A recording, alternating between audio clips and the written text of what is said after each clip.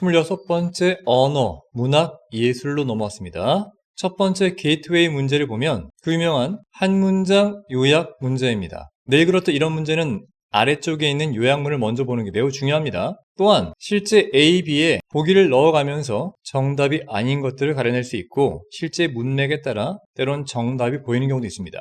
일단 이번 문제 같은 경우에 동물의 울음소리에 있어서란 말로 시작되죠. 각각의 그러한 울음소리는 동사가 빠져 있습니다. 다른 메시지를 뭐 한다는 거야?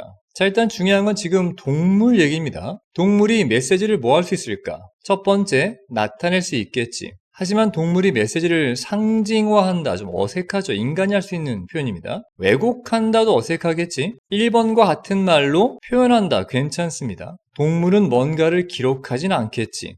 그러니까 일단 A 파트에서 벌써 세 가지가 어색하기 때문에 탈락시킬 수 있습니다. 자, 한번 집어넣어 보자면 각각의 울음소리는 다른 메시지를 나타낸다는 얘기야. 그리고 바로 그러한 사실이 제한한다는 거지. 숫자를 말입니다. 가능한 메시지 숫자가 제한된다는 거야. 1:1 대응 방식이니까. 자, 역접이죠. 이에 반해서 인간의 언어는 만들어내겠죠. 부정접두사 on이 있으니까 사실상 무제한의 숫자에 메시지를 만들어내는데 현재 분사로 사용하면서 어떤 세트를 말입니다. 독특한 사운드 세트가 어떤 세트인가 형용사가 지금 빠져 있는 건데 첫 번째는 한정된 세트, 두 번째는 새로운 세트가 있어요. 이건 뭐 상식적인 차원이겠지만 늘 새로운 걸 계속 만들 수 없겠지. 인간의 독특한 사운드 세트도 어쨌든 한계가 있죠. 이를테면 한글의 받침이라든가 모음 같은 것들 한정도 있겠지만 그런 것들을 이용해서 무궁무진하게 제한이 없는 숫자의 말들을 만들어내니까 말입니다. 그리하여 정답은 1번일 거라고 짐작할 수 있습니다. 자, 일단 본문을 통해서 한번 정답 맞는가 같이 한번 확인해 보겠습니다. 첫 번째 주어는 인간의 말입니다. 이건 달라요. 다른 종의 울음소리와는. 그것도 많은 방식 속에서. 한 가지 매우 중요한 차이점은 입니다. 바로 that 이하란 사실이겠죠. 모든 다른 동물들은 사용한다는 거야. 단 하나의 울음소리를, 단 하나의 메시지를 위해서. 뭐로써? 일반적인 원칙으로서. 뭐에? 소통에. 그러니까 앞서 언급했던 것처럼 모든 동물들의 문제는 뭐야? 그냥 메시지 하나에 울음소리가 하나밖에 매치가 안 됩니다. 메시지 많이 하려면 울음소리를 막 개발해야 되는 거, 울음소리를. 이것은 의미하겠죠? that 이하란 사실 말이야. 수치입니다. 가능한 메시지의 수치가 매우 어떨까요? 이런 거 뭐 빈칸 뚫을 수 있겠지? 사실상 당연히 매우 제한될 수밖에 없습니다. 의미 하나당 울음소리 하나니까 의미를 더하고 싶으면 울음소리를 막 개발해야 됩니다. 따라서 만약에 말이야 새로운 메시지가 B2 구문이겠죠? 포함될 예정이라면 그 울음 시스템 속에 말입니다. 자, 일단 문제가 있는 거죠. 기존에 있던 울음들은 다 의미가 하나씩밖에 없으니까 새로운 사운드, 즉 새로운 울음소리가 어쨌든 간에 도입되어야만 하는 겁니다. 그래서 must, has to가 나온 거죠. 역시 말입니다. 그러니 동물 세계에서는 새로운 메시지를 추구하는 게 쉽지가 않다는 얘기야. 다음 장 보시면 뭐뭐 이후에 첫 번째 아마도 수십 개의 울음 사운드를 만들었겠지 동물이. 자, 이제는 더 이상 만들 울음소리가 없습니다. 가짜 주어 it과 진짜 주어 to 부정사겠지. 이제는 되는 거야. 어려워지는 거지. 바로 새로운 독창적인 사운드를 만들어내는 게 어려워진다고요. 이미 꽤 울음소리를 만들었으니까. 자, 끝난 거 아니고요. to 부정사의 병렬입니다. 여기도 마찬가지. 이번엔 기억하는 것 또한 어려워진다는 거야. 이때 말한 dam이라고 하는 건 그렇게 만들어낸 독창적 사운드를 바로 다음번에 말입니다. 언제냐면 그 사운드들이 수동태로 필요되어질 때 울음소리를 기억해야 할 거 아닙니까? 새로 만들었으니까. 그것도 어렵다는 얘기입니다. 자, 지금까지가 동물들의 울음소리, 그걸 통한 메시지 만드는 게 어렵다는 얘기고요. 자, 이제부터 인간 언어가 나옵니다. 인간의 말은 지어진다. 어디 위에서? 기본적인 원칙인데 바로 결합하는 원리 원칙이죠. 제한된 숫자의 소리들을 말입니다. 정답 나왔죠? 제한된 숫자니까. 아까 봤던 단어 동의어입니다. 제한된, 한정된이라는 단어니까 말입니다. 자, 이러한 제한된 숫자의 사운드를 뒤에 보니까 무제한의 숫자의 메시지로 만든다는 얘기입니다. 즉 결합해서 만든다는 거죠. 이것이 인간 언어의 위대함이란 얘기야. 다음 장 보시면 뭐 속에서? 일반적인 인간 언어 속에는 말이죠. 있어요. 뭔가 대략적으로 30에서 40개 정도의 독특한 언어 사운드가 있다는 얘기입니다. 이게 이제 제한되어 있다는 거죠. 이런 사운드들은 결합될 수가 있어요. 일련의 체인 속으로, 즉 연속적으로 결합될 수가 있다는 겁니다. 형성하기 위해서 말 그대로 무제한의 숫자의 단어들을 말입니다. 즉 인간은 제한된 사운드에서 무제한의 단어들을 만들어낼 수 있다는 걸 강조하는 문장이 되겠지. 심지어 작은 꼬마도 말이야.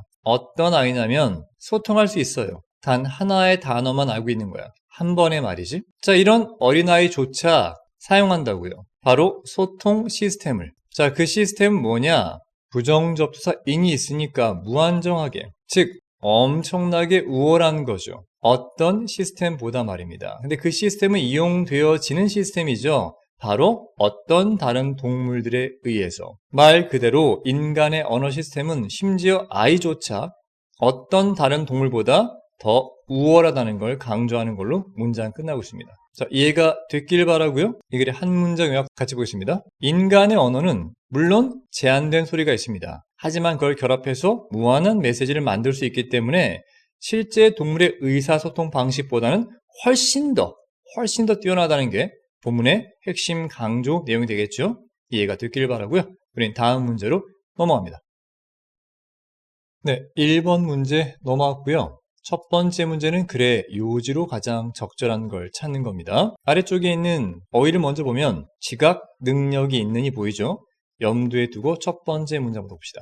여러분은 쌤이들 말하죠. 조동사 뒤에 현재 완료가 오면 조동사 의미보다 하나 더 과거를 뜻한다고 했습니다. 즉 여러분들은 아마도 that 이하라는 사실을 눈치챘을지도 모른다는 거야. 이미 과거에. 언어라고 하는 건 가지고 있다는 거지. 아주 많은 실질적이면서 잠재적인 사용법들을, 용도를 말이죠. 또 말합니다. 늘 말하지만 a lot of라는 표현의 다른 방식이죠. 다음 문장 보시면 명령문입니다. 경탄 또는 감탄해 보란 말이야. 잠시 동안만이라도 말이죠. 뭐에 대해서? 자, 병렬 구조는 갈 수 있겠죠. 첫 번째는 유연성, 두 번째는 언어의 유용성. 자, 병렬 마지막 and 나오고 세 번째는 언어의 힘이 있네요. 뭐로서? 일종의 도구, 세트로서 말입니다. 자, 일단 핵심 키워드는 당연히 언어가 되는 거고요. 언어에는 실질적, 잠재적인 사용 방법이 아주 많다는 거야. 즉, 유용하다는 얘기죠. 그러니까 뭐 도구 세트라는 표현까지 나오지 않았겠습니까? 자, 다음 문장 보시면 언어라고 하는 건 수동태로 사용될 수 있다는 거야. 묘사하기 위해서 바로 세상을 또는 그 세상 속의 일부를 말입니다. 자, 이제부터 콤마가 나오고 계속 병렬 구조로 엄청나게 언어가 사용되는 여러 가지 사례들을 말하고 있는 겁니다. 실제 시험 볼 때는 다 읽을 필요 없습니다. 언어가 진짜 여러 곳에서 쓰이고 있다를 알면 됩니다. 마지막에 and so on, 기타 등등 아니겠습니까? 중요하지 않지만 공부 차원에 잠깐 보자면 문제를 제기하기 위해 쓰이고요. 이번엔 해결책을 제안하기 위해서, 명령을 발행한다, 즉 명령을 말하기 위해서, 합의를 만들어내기 위해서, 이야기를 말하거나 농담을 말하거나 노래를 부르거나 주고받아 인사를 주고받거나 물건을 사고 팔거나 또는 친구를 만들거나 아니면 적을 모욕하거나 기타 등등입니다. 다 중요하지 않아요. 그냥 언어가 사용되는 방법이 많다는 거야. 다음 문장, 조동사가 먼저 나왔으니까 언어라고 하는 게 말 되어질 수 있을까? 역할을 한다고 말이야. 어떤 특정한 단독이면서 본질적인 기능을 말이죠. 모든 이러한 다양성 속에서, 자, 이런 모든 다양성이란 말은 앞에 언급된 많은 이런 언어인데 이걸 통틀어서 단 한 가지의 본질적 기능을 한번 꼽아보라면 그게 뭐가 될까요? 그게 나오겠죠? 기억해 보세요. 바로 that 이하라는 사실을 말입니다. 인간은 입니다. 사회적 존재란 얘기죠. 결정적 힌트겠죠? 사회적 존재란 말은 혼자 살 수가 없다는 걸 말해. 그래서 우리의 생존과 번영의 가능성이라고 하는 건 수동태로 엄청나게 높아진다는 겁니다. 바로 연관 맺는 것에 의해서. 우리 종의 다른 사람들과의 유대 관계를 통해서 말입니다. 자, 다시 한번 말하지만 혼자 살 수 없다. 유대 관계 필요하다. 사회적인 존재다. 그러니까 남들과 뭐 해라? 그렇죠. 대화라는 얘기예요. 대화. 이게 바로 언어의 본질적 개념이죠. 우리 인간들은 합니다. 훨씬 더 잘해요. 그룹 속에서. 그죠? 각각의 개인일 때보다 말입니다. 뭐 당연한 말이겠지만 그룹 속에서 자란다는 말이 뭐야? 인간은 사회적 존재면서 서로 유대감이 필요하다는 얘기를 말하고 있는 거죠. 이러한 점이, 즉 인간이 그룹 속에 자란다는 점이 둔다는 거야. 아주 높은 프리미엄을. 어디에다가? 그렇지, 협력과 두 번째는 다른 사람들과의 조종 속에다가. 자, 일단 뭐 위에다가 높은 프리미엄 둔다는 말은 그만큼 장려한다는 겁니다. 인간이 생존하고 번영하려면 다른 인간들과 협력해야 되고요. 다른 인간들과 서로 조종하면서 맞춰가야 된다는 얘기야. 따라서 바로 언어라는 것의 본질적 기능은 뭐뿐만 아니라 기능적 정수, 본질뿐만이 아니라 바로 언어의 핵심 기능은 뭐뭐로 보일 거란 얘기입니다. 바로 의사소통이 되는 걸로 보일 거란 얘기죠. 그만큼 중요한 건 바로 뭐야? 의사소통이죠. 아까 언급됐던 단 하나의 본질적인 언어의 기능은 바로 소통 기능이다를 강조하는 거야.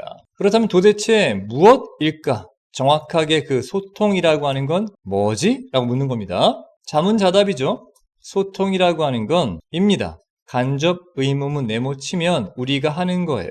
뭐 하기 위해서? 성취하기 위해서. 공동의 이해를 말이죠. 그렇지, 너, 나, 우리 모두가 이해하려면 소통이 돼야 될 거 아닙니까? 이건 바로 필수적인 겁니다. 협력과 조종에 있어서. 누구 사이에서? 최소한 2명이나 아니면 더 많은 지각 능력이 있는 존재들 사이에서 인간을 좀 고급지게 표현하는 거죠. 그러니 이 글에 요지로 확실한 건 뭐겠어? 인간 언어에는 다양한 쓰임새가 있지만 본질은 뭐다? 단 하나의 본질적 기능은 소통이다. 따라서 여기에서 소통, 즉 의사소통이라는 키워드는 반드시 들어가야 됩니다. 정답은 5번으로 압축되는 거겠죠. 다 나왔잖아. 언어의 본질적 기능은 공동의 이해를 추구하는 바로 의사소통이다. 답은 5번이 확실하고요. 나머지는 한글이니까 따로 보지 않고 넘어가도록 하겠습니다. 자, 이 글의 한 줄 요약 같이 보도록 하죠. 언어는 물론 다양한 기능을 가지고 있어요. 하지만 인간의 협력과 조정을 가능하게 하는 본질적 언어의 기능은 바로 의사소통이다. 라고 하는 걸 강조하는 글입니다. 이해가 됐기를 바라고요. 우린 다음 문제로 넘어갑니다. 네, 두 번째 문제 넘어왔고요. 전체 흐름과 관계없는 문장입니다. 즉, 보기 중에 주제를 벗어난 한 문장을 찾으면 되겠죠. 아래쪽 보니까 해독하다가 2번 나옵니다. 같은 의미가 됩니다.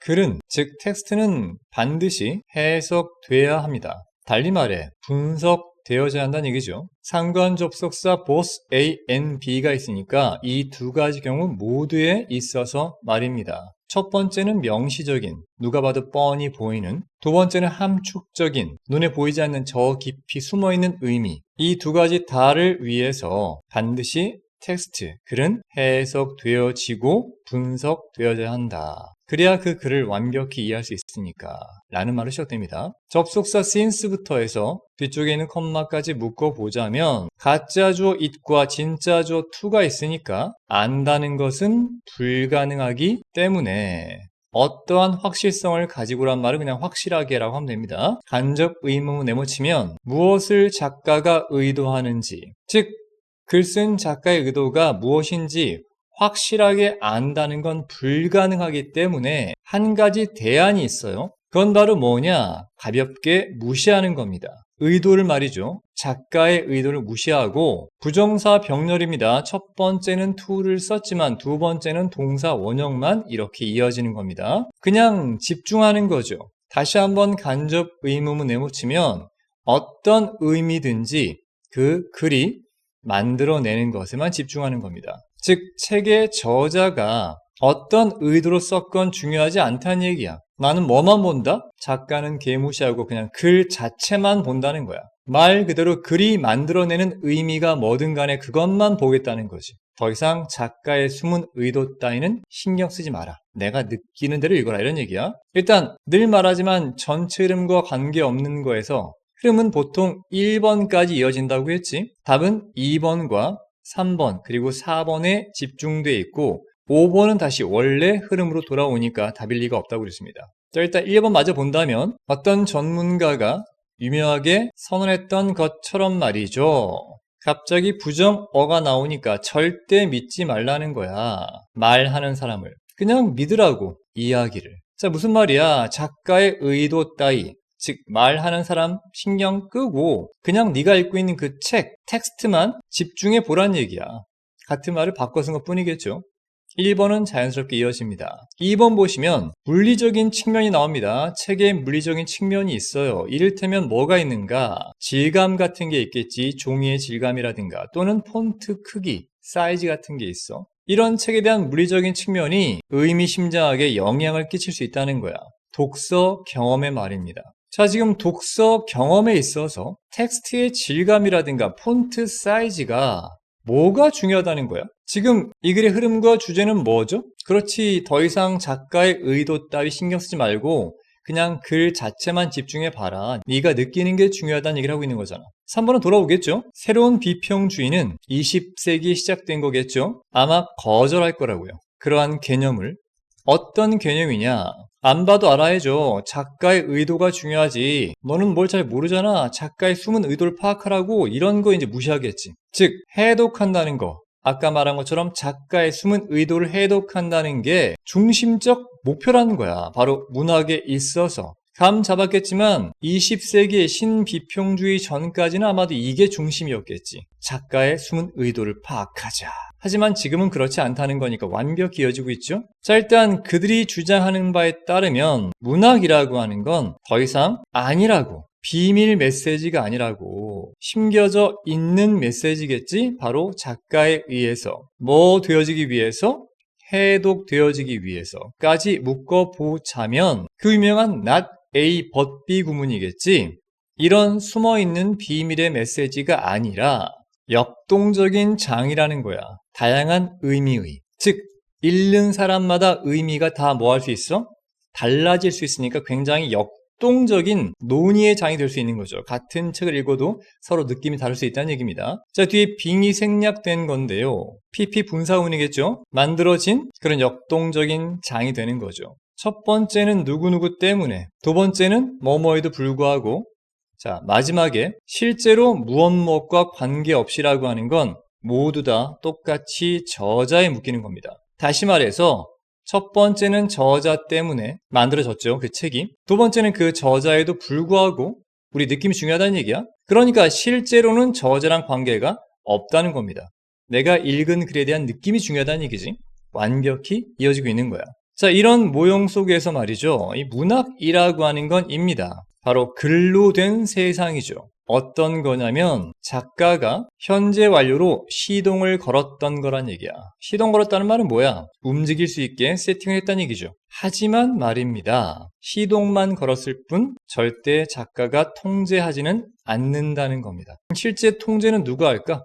그렇죠. 바로 뒤에 있는 것처럼 독자가 통제한다고요. 그 글을 말이지. 독자만의 각각의 해석을 통해서 말입니다. 더 이상 글에는 정해진 답이 없다. 읽는 사람 개개인의 느낌과 감정이 중요하다. 이해되길 바라고요. 아래쪽에 한 문장 요약 같이 보겠습니다. 문학 작품이라고 하는 것은 과거와 달리 저자의 의도보다는 독자의 해석을 통해서 다양한 의미를 생성하는 굉장히 자율적인 텍스트로 오늘날 간주가 된다는 게 이 글의 핵심 내용이 되겠죠.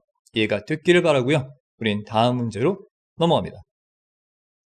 네, 세 번째 빈칸 추론 문제고요. 빈칸 해당 문장 먼저 보겠습니다. 자, 일단 접속사 that 뒤에 빈칸이 뚫려 있습니다. 문장이 하나 통으로 빠져 있는 걸로 보이고요. 일단 동사는 원했다는 거잖아. 뭔지 모르지만 that 이하를 입증하기 원했다는 겁니다. 문장이 꽤 길어요. 첫 번째는 어디입니까? 여기 웬부터겠네. 뭐뭐 할 때 위대한 영국 화가인 이 사람이 설명했을 때 자신의 학생들한테 말이야. 아마도 영국 왕립 아카데미, 미술 아카데미겠죠? 접속사 that 이하를 가르친 겁니다. 좀만 옮기고 파란 색깔은 말이야. 부정은 낫이 있으니까 놓여지면 안 된다는 겁니다. 어디로? 그림의 전면으로 말이야.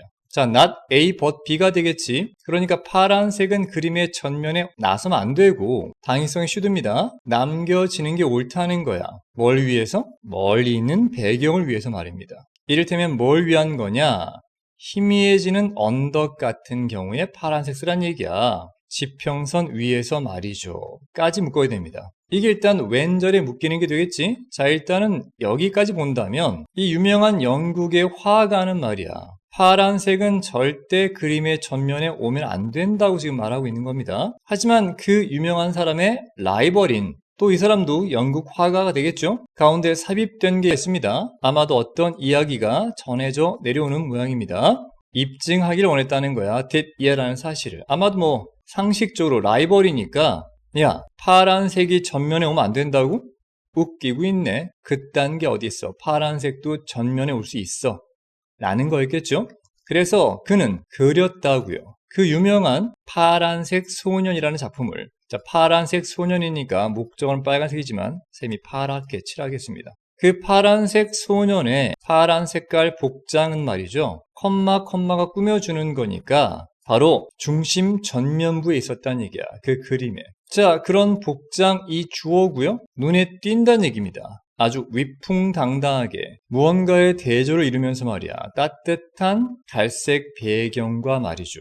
자까지 한번 묶고 본다면 일단 라이벌이 입증하길 원했다는 건 네가 틀렸다는 거잖아. 지금 앞에 이 사람이 파란색이 앞에 오면 안 된다고 말하는 게 어디였습니까? 그렇지, 여기 있던 왕립 아카데미란 말입니다. 그러니까 아마도 학교에서 배운 거니까 이론적인 수업이겠지. 그딴 거 없어. 이론 같은 건 말도 안 돼. 필요 없어. 정답 바로 보이죠. 2번인 거 알 수 있습니다. 그런 학술적 규칙 따위는 일반적으로 넌센스다. 말도 안 되는 터무니없는 얘기다. 라는 게 되겠지. 정답은 2번으로 압축되는 걸 그래 후반부만 봐도 쉽게 알 수가 있습니다. 우리 공부 차원의 나머지 마저 보도록 하죠. 가짜 주어 이시 있고요. 진짜 주어 to가 있습니다. 일단 그건 매력적인 거야. 매력을 주는 거니까 ing 현재분사입니다. 즉 바라본다는 건 한 예술가가 지각동사니까 뒤에 ing 오는 거죠. 애쓰고 있는 겁니다. 성취하려고. 바로 올바른 균형을 한번 맞춰보겠다 이거죠. 하지만 말입니다. 만약 우리가 가정법 과거로 월투는 일어날 것 같지 않은 그런 가정의 상황입니다. 물어본다면 그 사람한테 도대체 왜 그는 했냐고 이것을 또는 바꿨냐고 저것을 까지 묶어본다면 즉 이 예술가가 나름 균형 잡기 위해서 이렇게 저렇게 했는데 우리가 왜 그렇게 했냐고 물어보면 그 예술가는 아마도 말할 수가 없을 거란 말입니다. 우리한테 설명 못해요. 아마도 본능적인 예술적 감각이겠죠. 뭐 학술적 설명이 된다 안 된다? 안 된다는 걸 말하는 거야. 그는 다른 게 아니죠. 어떠한 고착화된 규칙. 자, 나왔습니다. 이게 뭐겠어? 아까 여기 왕립 아카데미에서 가르치는 파란색은 절대 앞에 오면 안 돼. 따위의 교과서적인 설명과 틀을 말하겠지. 그런 걸 따르지 않는다는 얘기입니다. 그는 그저 느껴요. 자신만의 방식을. 예술은 정해진 답이 없다는 거죠.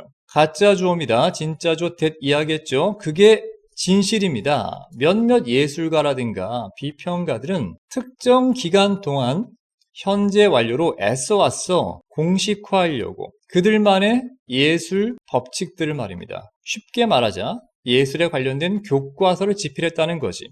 하지만 말이야 가짜 주어 it과 진짜 주어 that이하니까 그건 항상 입증되어져 왔어. 뭐냐면 열악한 예술가들은 즉 형편없는 예술가들은 성취하지를 못했다는 겁니다. 그 어떤 것도 이뤄내지 못했죠. 뭐 할 때? 기억나죠? when ing는 ing 할 때니까 그런 앞선 사람들이 만든 규칙이 있죠. 그런 거 한번 적용해 볼까라고 애를 쓰는 동안 어떤 것도 이뤄내지 못했다는 얘기야. 항상 역접 중요하죠. 반면에 진짜 위대한 마스터들은 말입니다. 심지어 깰 수 있었죠. 그런 규칙 따위는 뭐한다? 깨버린다는 거야. 그리고 성취할 수 있다는 거지. 새로운 종류의 조화를 말입니다. 그 어떤 누구도 더 과거에 생각해 본 적이 없었던 그런 독창적인 걸 만들어내는 거죠. 즉 작가가 말하는 건 뭐야? 예술 분야만큼은 어떤 학업적 틀, 규칙에 얽매이지 말라는 얘기입니다. 그에 따른 예가 나온 거죠. 이 학업적 선생님은 절대 파란색은 그림 전면에 나오면 안 된다 라고 해서 그림 그렸고 그것에 반발한 라이벌은 입증하고 싶었던 거죠. 바로 이하란 사실은 뭐야? 그런 학업적 규칙 따윈 말도 안 되는 거다 라고 해서 두 명의 그림을 한번 살펴보면 첫 번째는 아카데미풍의 그림입니다. 파란 색깔은 저 뒤로 빠졌고요. 사람은 다 이런 갈색이 앞에 오는데 야 그딴 게 어딨어. 이거 한번 봐봐. 전면에 파란색이 와도 멋있기만 하다 라고 해서 그린 그림이 되겠죠. 자, 나머지 왜 오답인가 짧게 보겠습니다.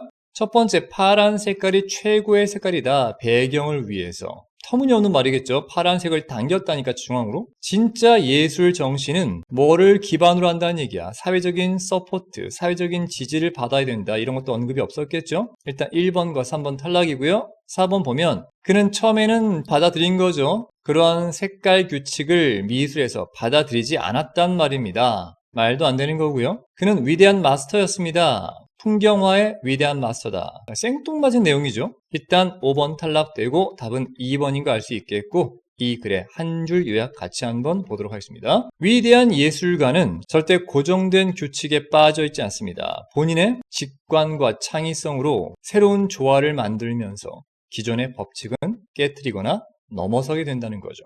그러니까 예술만큼은 틀에 얽매이지 말라는 게 작가의 주장이 되겠죠? 이해가 됐길 바라고요. 우린 다음 문제에서 뵙겠습니다.